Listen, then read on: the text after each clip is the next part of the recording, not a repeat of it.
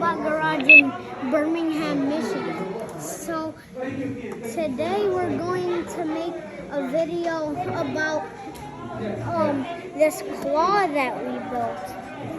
You can get a ping pong ball.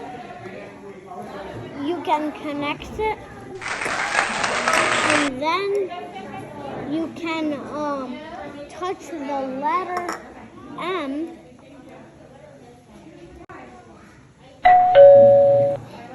And then it opens this.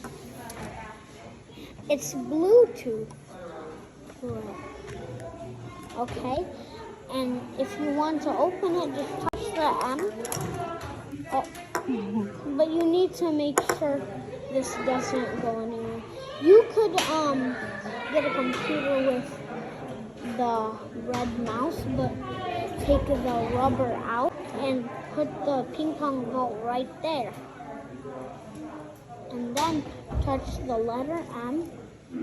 This will help it stay still. And look, it's the perfect size for the ping pong ball.